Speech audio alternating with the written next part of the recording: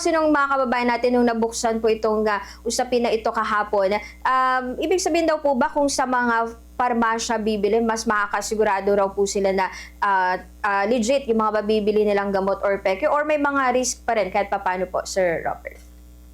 Ay, alam po natin ano, kahit nga pumunta tayo sa isang area ng ano ng Santa Cruz area no, hindi rin natin alam kung talagang totoo yung mga sinasabi ng murang gamot. Pero sana yung ating kababayan at saka yung mga pharmacists natin talaga totoo na nandoon sa ano sa mga butika natin kasi dapat kung talagang nire-require yung prescription, dapat magdala talaga ng prescription at hindi magbigay ng mga peking prescription. So, ang ating mga pharmacists dapat maging mahigpit din doon sa pag-dispense ng ating mga gamot para masigurado natin ang kalusugan ng ating mga mamamayan.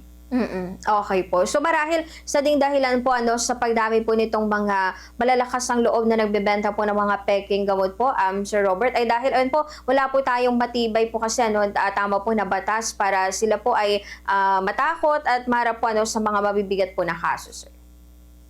Tama po yan, ma'am, kasi akala nila wala namang parusa nangyayari ano at saka hindi pa natin nasampulan kahit isa sa mga online selling na ito na dapat talaga magkaroon ng sample doon sa kaso lang wala kang IRR or wala kang pagbabatayan kung paano ito hulihin or either bigyan ng parusa ang mga ganitong nagbebenta ng mga peking gamot po.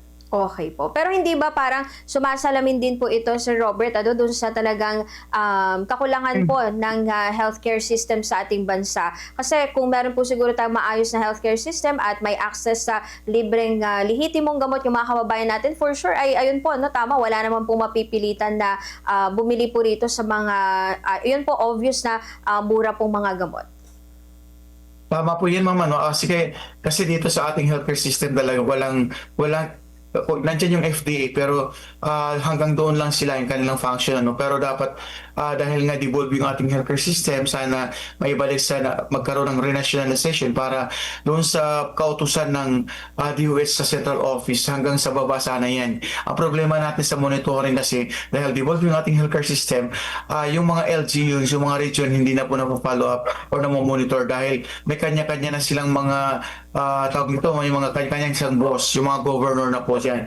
Siyempre, alam naman natin na politika, alam natin na minsan may mga politiko na hindi priority yung ating healthcare system. Mas gusto nila yung infrastructure kasi mas kumikita sila doon. Kaya kailangan talaga yung ibalik yung renationalization sa mga healthcare delivery system natin para yung monitoring at palakasin ang mga programa ng Department of Health, lalo na dito sa monitoring kasi imagine, kahit ngayong ating Department of Health Central Office, ang daming mga gamot na mga expired ng mga gamot mo, halos taon-taon lagi at wala namang nananagot kasi wala namang kaso na fina-file dito sa ating Department of Health. Kaya dapat talaga yung mahigpit na pag-monitor at least dapat meron talaga managot dito sa mga tuloy-tuloy na mga katiwalian